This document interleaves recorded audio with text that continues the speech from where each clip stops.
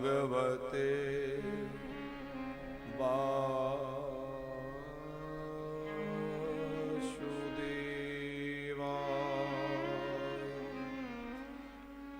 स्वस्ति श्री गणेशाय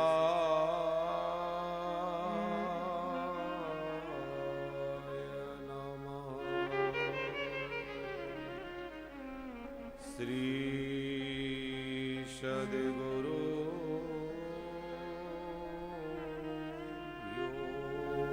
नमः। श्री सरस्वत्यै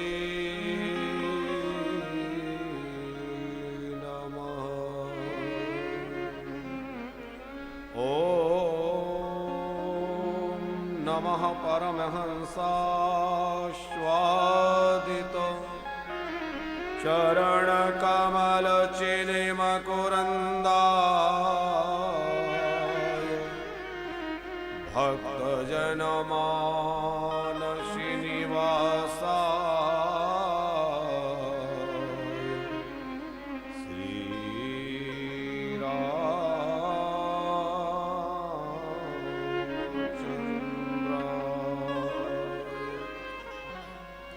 ब्रह्मोपेन्द्रमुखः समेति विशदा संसन्ति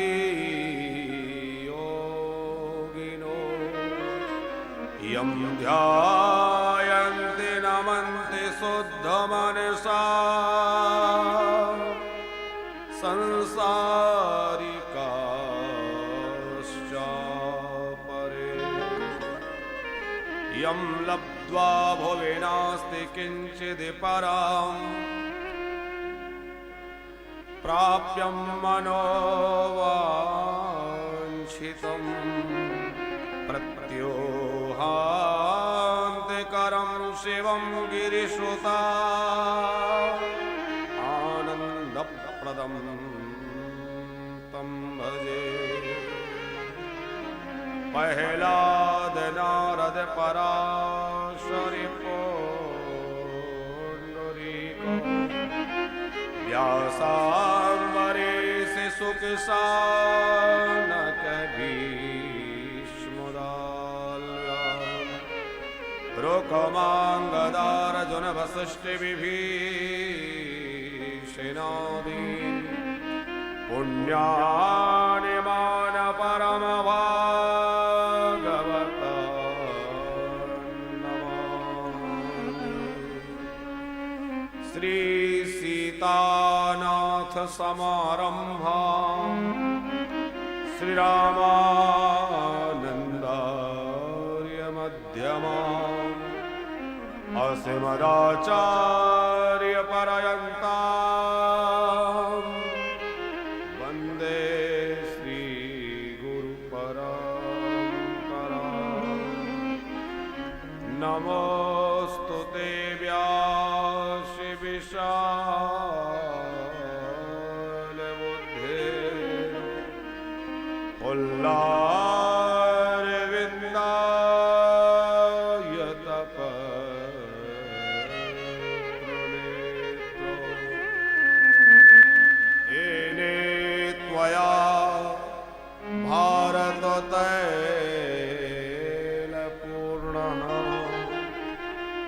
प्रज्वालितो ज्ञानमया प्रदीपा नारायणं नमस्कृत्य नरं चैव नरोत्तमं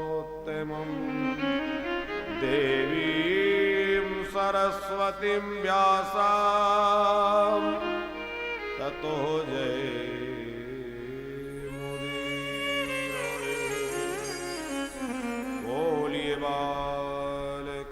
लाल की जय। गौरी शंकर भगवान की जय। श्री गोवर्धन नाथ की जय। श्री सद्गुरुदेव भगवान की जय। श्री गोपी महेश्वर महादेव की श्री कात्यायनी मैया की श्री श्याम सुंदर यमुने महारानी की सब संतन की सब भगतन की अखिल गोवंश की ओ नमः पार्वती पतये हर हर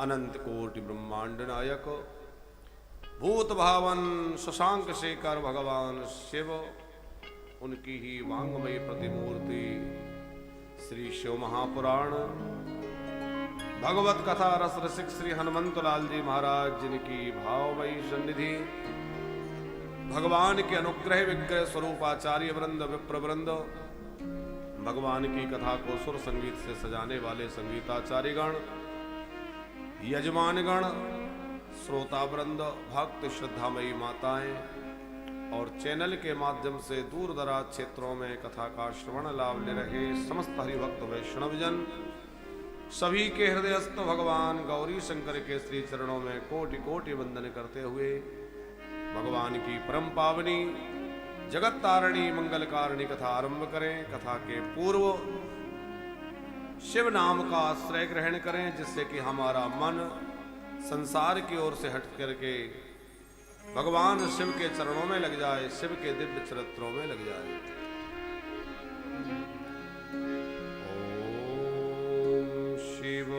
ओम शिव परा परा शिव ओंकारा शिव तव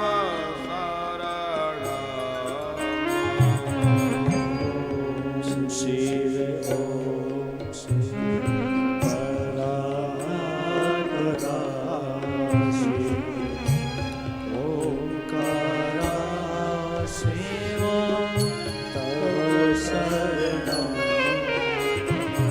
ओम शिव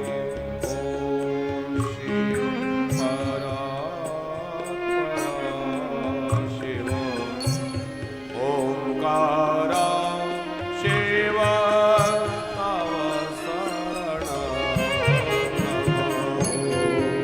शिव ओम शिव परा परा शिव ओंकारा शिव तव शरणं नमामि शंकर भजामि शंकर उमा महेश्वर तव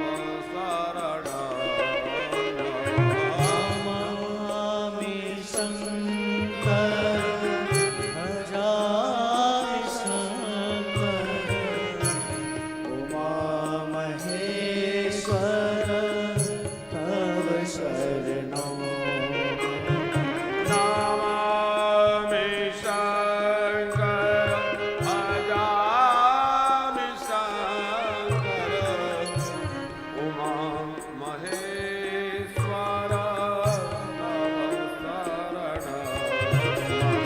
शरणं नमामि शंकर भजामि शंकर उमा महेश्वर तव शरणं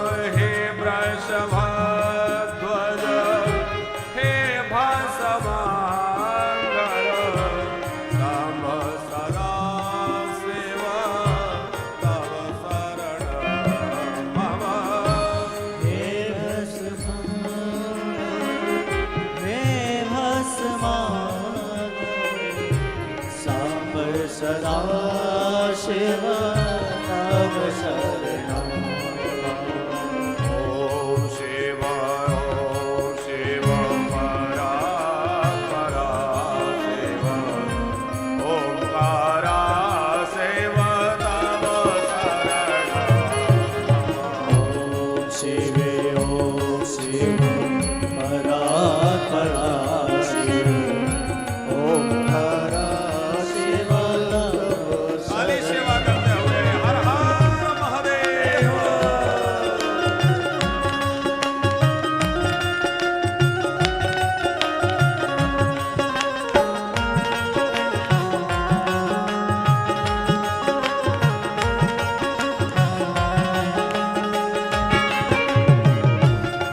जय हो।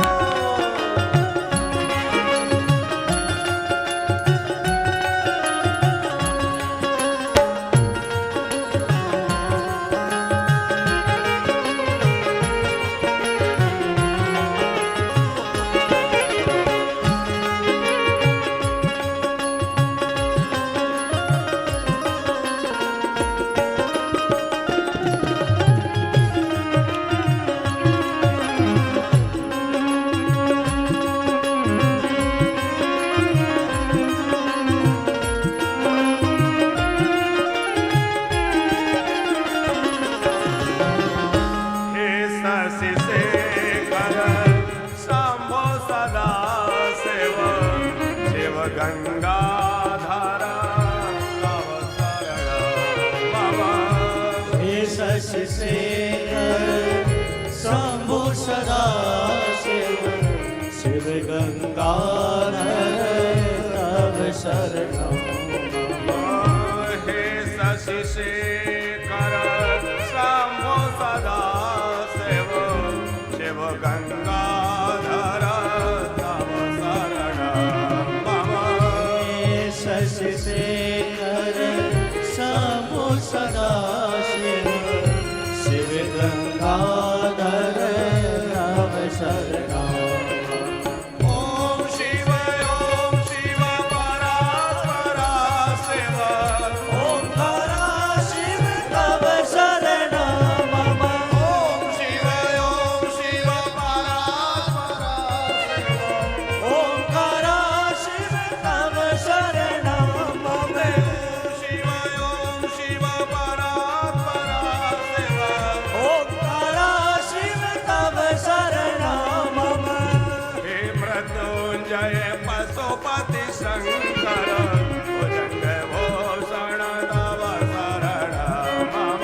हे मृत्युंजय पशुपति शंकर भुजंग भूषण तव शरणं मम। हे मृत्युंजय पशुपति शंकर भुजंग भूषण तव शरण मम। हे मृत्युंजय पशुपति शंकर भुजंग भूषण तव शरणं मम। ओम शिव परात्परा शिव ओंकारा शिव तव शरणं मम। नमः शिवाय ओम नमः शिवाय हर हर बोले नमः शिवाय। नमः शिवाय शिव नमः शिवाय हरे हरे भोले नमः शिवाय नमः शिवाय नमः शिवाय हर हर बोले नमः शिवाय। भोले नमः शिवाय शिव नमः शिवाय हरे हरे भोले नमः शिवाय नमः शिवाय शिव नमः शिवाय हर हर बोले नमः शिवाय। ओम नमः शिवाय भोले नमः शिवाय हर हर बोले नमः शिवाय। नमः शिवाय शिव नमः शिवाय हर हर बोले नमः शिवाय। भोले हरे हरे भोले हरे हरे भोले नमः शिवाय। शिव हरे हरे भोले नमः शिवाय।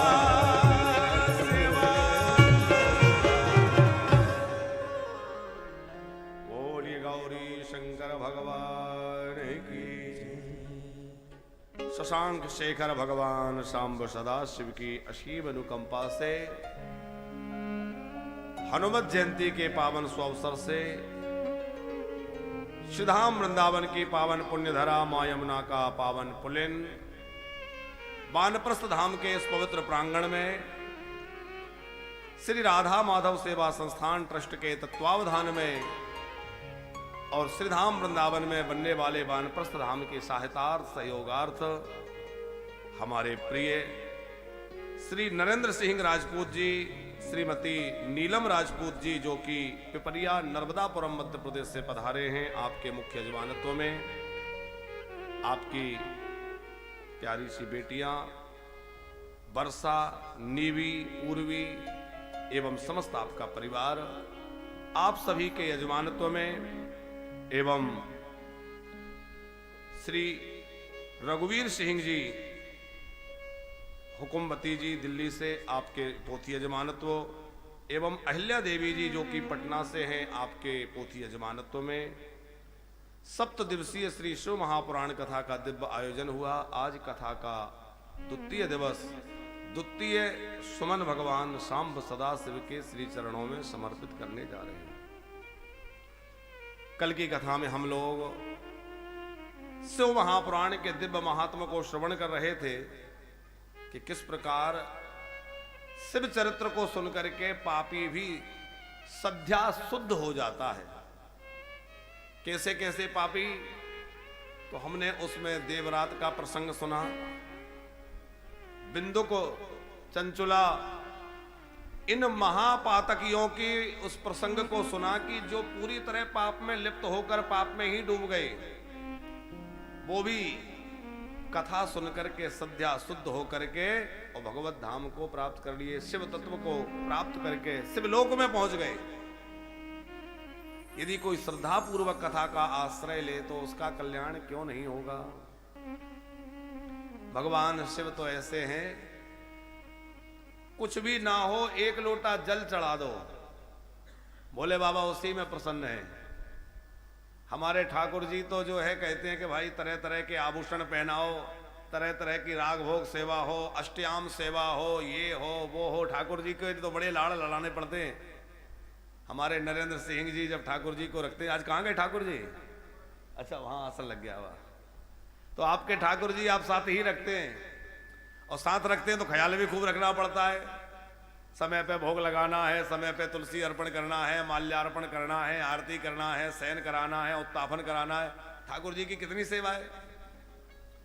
और भोले बाबा एक लोटा जल चढ़ा दिया भगत ने, कुछ भी नहीं है, बोले कोई बात नहीं है, एक लोटा जल चढ़ा दिया, मैं उसी में प्रसन्न हूं।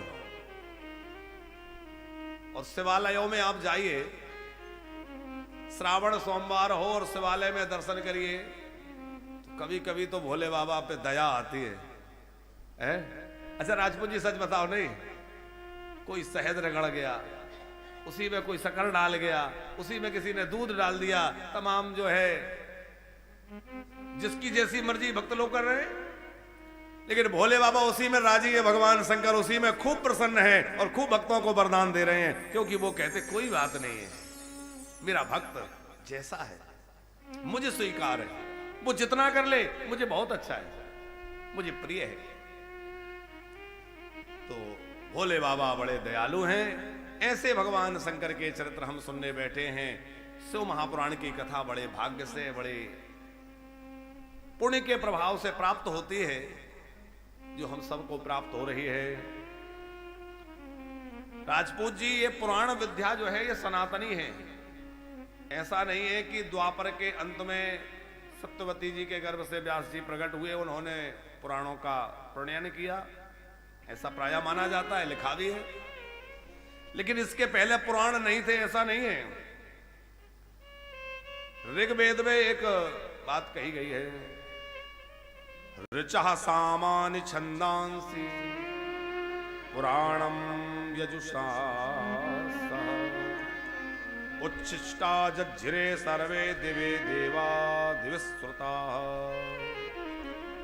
परमात्मा ने ही ऋग, साम आदि वेदों को प्रकट किया। छंदांसी पुराणम, परमात्मा ने ही पुराणों को प्रकट किया। ये पुराण विद्या भी जो है व्यास जी तो निमित्त बनकर के इनको निबद्ध करते हैं, लेकिन वास्तव में इनको प्रकट करने वाला कौन है? भगवान श्री हरि। उन्हीं ने यजुर्वेद आदि को प्रकट किया, उन्हीं ने पुराणों को प्रकट किया, उन्हीं ने 6 शास्त्रों को प्रकट किया। तो मूल रूप से पुराणों के कर्ता भी व्यास जी ना हो करके साक्षात परमात्मा ही है।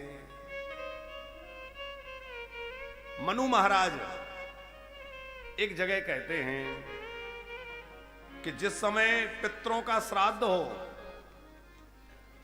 आप लोगों को स्मरण होगा, यदि आपने विधि पूर्वक श्राद्ध कर्म किया होगा, जिनको अवसर मिला होगा, तो श्राद्ध कर्म में आचार्यगण पुराणों का पाठ करते हैं, वेद मंत्र पढ़ते और वेद मंत्रों के साथ यजमान से कहते हैं हाथ जोड़कर पितरों का स्मरण करो और उनके सदगति की कामना करो। और फिर जो है पुराणों का वाचन होता है, वहां पुराणोक्त कुछ मंत्र बोले जाते, श्लोक बोले जाते हैं, क्योंकि मनु जी की आज्ञा है स्वाध्यायम श्रावते पित्रे धर्म शास्त्राणि चैव हि आख्यानानि इतिहासांश्च पुराणानि खिलानि च। पितरों की तृप्ति के लिए, पितरों की प्रसन्नता के लिए श्राद्ध कर्म के समय में विधि पूर्वक वेद मंत्रों का उच्चारण हो, पुराणों का उच्चारण हो और विविध मंत्रों से पितरों को तृप्त किया जाए। यूं तो कहा जाता है अष्टादश पुराणा नाम करता सत्यवती सुता, व्यास जी ने सबको रचना की है, लेकिन उस रचना में भी भगवान ही हेतु हैं, करने कराने वाले साक्षात ठाकुर जी हैं। कल हम लोगों ने शिव महापुराण की महिमा सुनी कि शिव पुराण के सुनने से पापी मनुष्य भी भगवत धाम की शिव पद की प्राप्ति कर लेता है। तो कल हम लोगों ने जो कथा सुनी वो तो स्कंद पुराण की कथा थी। अब हम लोग श्री शिव महापुराण के प्रथम अध्याय से कथा को प्रारंभ करते हैं। बड़ा सुंदर मंगलाचरण आरंभ में, जैसे भागवत जी के आरंभ में मंगलाचरण है, ऐसे ही शिव महापुराण में शिव जी का स्तवन करते हुए भगवान वेदव्यास कह रहे हैं आद्यंतम मंगलमजात समान भावमार्यम तमीसं जरामरमातृदेवं पंचाननं प्रबल पंच विनोदशीलं संभावसे मनसि शंकरम् आम्बिकेशम्। भगवान शंकर कैसे हैं? आद्यंत मंगल बजाम। भगवान शंकर आदि अंत और मध्य सब में मंगल है। आदि भी जिनका मंगल है, मध्य भी जिनका मंगल है और कभी ना होने वाला अंत भी मंगल ही है। वो तो अविनाशी है, उनका अंत का क्या, लेकिन हर समय जो मंगल रूप है। मंगलम भगवान शंभुर मंगलम वृषभध्वजा। जैसे हमारे भगवान नारायण मंगल स्वरूप हैं, उनके लिए कहा जाता है मंगलम भगवान विष्णु मंगलम गरुड़ध्वजा। उसी प्रकार शिव के लिए कहा गया है मंगलम भगवान शंभुर मंगलम वृषभध्वजा। भगवान शंकर भी मंगल स्वरूप हैं। कल हमने निवेदन किया था कि हरि और हर गंगा कालिंदी संगमे प्रयागे परमे पुण्ये ब्रह्मलोकस्य वर्तमनि। शिव महापुराण की कथा का आरंभ कहां से हो रहा है? तीर्थराज प्रयाग से। और प्रयाग में 3 नदियां हैं, गंगा यमुना सरस्वती। गंगा ज्ञान का स्वरूप है, यमुना भक्ति का स्वरूप है और सरस्वती सत्कर्म का स्वरूप है। माने शिव महापुराण जो है वो तीनों से समन्वित है। उसमें भरपूर ज्ञान भी है, भक्ति भी है और सत्कर्म की प्रेरणा देने वाला भी है। ऋषियों के समाज में, ऋषियों के समुदाय में श्री सूत जी महाराज पधारे और सूत जी को आता हुआ देखकर सब हर्षित हो गए। तम दृष्ट्वा सूत मायंतम हर्षिता मुनयस्तदा चेतसा सुप्रसन्नेन पूजां चक्रुर्यथा त्रास्त्र विद्या हीना धेनु विप्रा वक्षिता शरण्यावनहीनाश्च कामिन्युति मृगा सदा। शस्त्रों की विद्या से रहित, शरणागतों की रक्षा से विमुख, गाय और ब्राह्मण की रक्षा से विमुख हो जाएंगे क्षत्रिय। ऐसा सोनक जी कह रहे हैं। वैश्य जो है उनमें कृपणता का दोष आ जाएगा, वह उदारता पूर्वक दान नहीं करेंगे। आज भी जिन ब्राह्मणों में उदारता दिख रही है, जिन क्षत्रियों में शरणागत वत्सलता दिख रही है और जिन वैश्यों में उदारता दान वीरता दिख रही है, ये भगवान की विशेष कृपा अनुग्रह का फल है। अनेक दोष उत्पन्न हो जाएंगे, उसकी चर्चा की तो सौनक जी कह रहे हैं इन दोषों से बचा कैसे जाए। सूत जी महाराज ने कहा, ऋषियों वेदांत सार सर्वस्वम पुराणम चैवमुत्तमम सर्वागौगधाकरम परत्र परमार्थदम। मैं तुम्हें वेद वेदांत के सार की कथा सुनाता हूं, जो वेद और वेदांत का सार है, जो साक्षात शिव स्वरूप है। वह 100 प्रकार के अघों का पापों का नाश करने वाला जो शिव महापुराण है, वह मैं तुम्हें सुनाता हूं।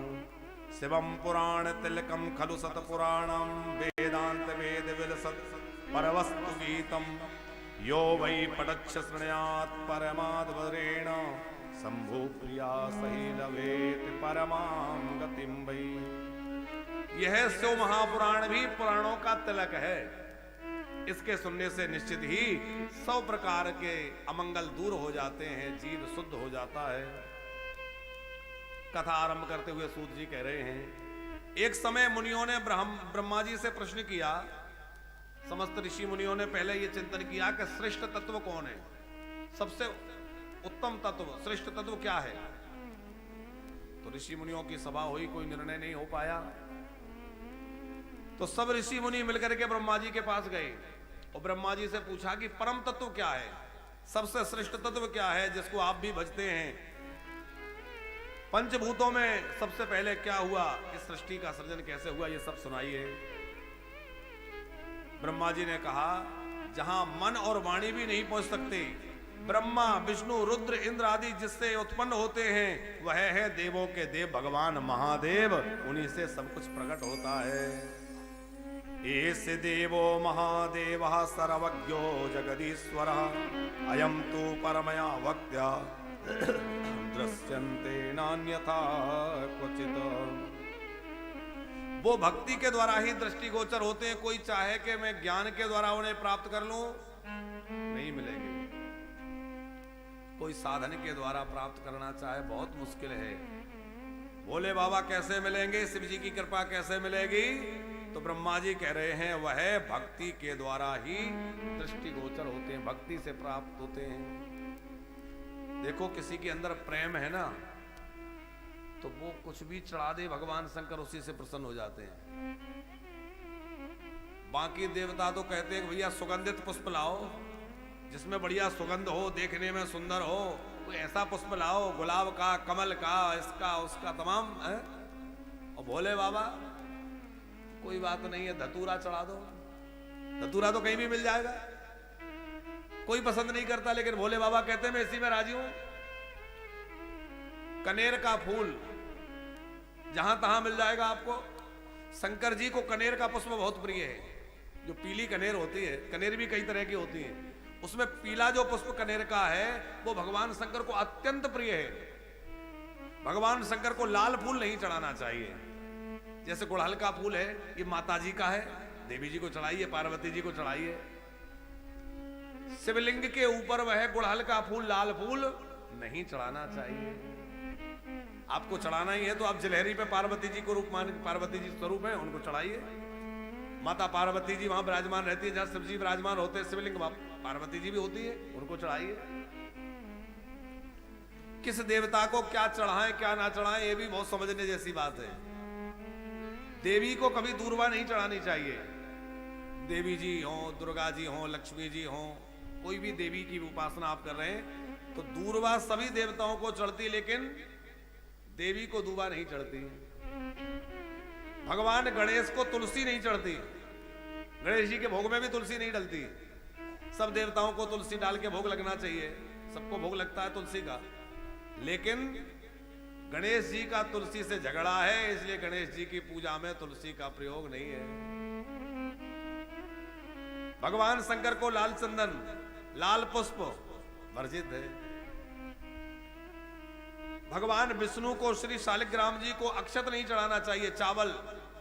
शालिग्राम जी को, विष्णु भगवान को चावल नहीं चढ़ाने चाहिए, शालिग्राम जी को तो बिल्कुल नहीं चढ़ाने चाहिए। इसलिए आपने देखा होगा एकादशी में अन्न का तो दोष है ही, लेकिन चावल के लिए विशेष कहा जाता है। बोले चावल तो भाई कोई व्रत ना भी करता हो, मान लीजिए भोजन भी कर रहा है, तो चावल ना खाए, ऐसी बात कही जाती है ना। चावल विष्णु भगवान की पूजा में विशेष रूप से निषिद्ध है। अन्न में सबसे श्रेष्ठ अन्न भात को ही माना जाता है, इसलिए भी उसका निषेध एकादशी में विशेष है। माता दुर्गा को दूर्वा, गणेश जी को तुलसी, शिव जी को लाल फूल, सूर्य नारायण भगवान को बिलपत्र, सूर्य भगवान को बिलपत्र नहीं चढ़ानी चाहिए। नवग्रह की स्थापना है, आप ग्रहों का अर्चन कर रहे हैं, नवग्रह मंडल पर आप सब अर्पण कर रहे हैं, लेकिन बिल्वपत्र जो है सूर्य नारायण भगवान को नहीं चढ़ाई जाती। बाकी ग्रहों को अधिदेवता प्रत्यधि देवता सबको चढ़ेगी, लेकिन सूर्य नारायण भगवान को नहीं चढ़ेगी। सूर्य नारायण भगवान को अर्घ दिया जाए तो तांबे के पात्र से अर्घ का विधान है। भगवान विष्णु का शालिग्राम जी का अभिषेक करना हो तो शंख से अभिषेक करना चाहिए। ये कुछ आवश्यक बातें भी आपको बतला दे इस पुराण में, यद्यपि अभी कोई प्रकरण ऐसा नहीं है, पर अब बात आ गई है तो सुना रहे हैं।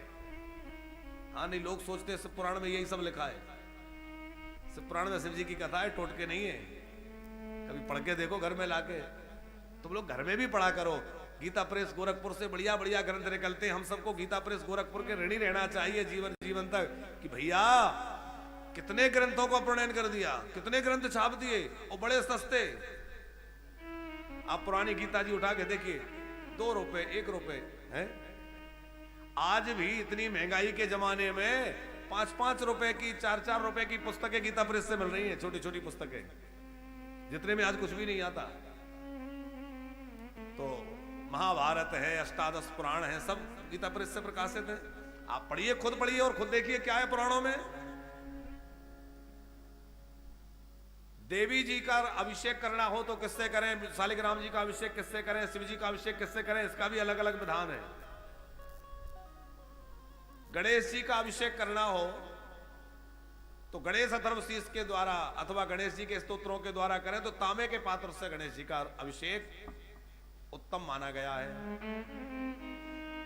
भगवान विष्णु भगवान शालिग्राम का अभिषेक करना हो तो शंख के द्वारा करें, शंख से जल गिरा के। अपने ठाकुर जी शालिग्राम जी का अभिषेक शंख से। भगवान शंकर का जो अभिषेक है वो गवय श्रृंग, गाय के सींग से अथवा जो श्रृंगी बना ली जाती है, श्रृंगी से करना चाहिए। और माता जगदम्बा का अभिषेक करना हो तो सोने के पात्र से करना चाहिए। आप कहेंगे महाराज जी सोने का पात्र कहाँ है, सोना कहाँ मिल पा रहा है, तो कोई बात नहीं है। किसी अभिषेक पात्र में थोड़ा सोना लगवा लिया जाए, उसके अग्रभाग में थोड़ा सोना लगवा लिया जाए, अथवा ताम्र पात्र से ही पर अभिषेक करें तो पूजा की सब देवताओं की विधि है। भगवान शंकर ऐसे हैं, उनको जो चढ़ा दो उसी से प्रसन्न। बोले धतूरा चढ़ा दो हम उसी में राजी हैं, कनेर का पुष्प चढ़ा दो उसी में राजी हैं, जो मिल जाए बोले बाबा कहते हम उसी में प्रसन्न हैं। लेकिन भक्ति के सहित पूजा करोगे तो भगवान शंकर प्रसन्न होंगे। यदि कोई बुद्धि लगाकर शिव जी को जानना चाहे तो कोई कितनी भी बुद्धि लगा ले, भगवान शंकर को कोई समझ नहीं सकता। बुद्धि के विषय नहीं है।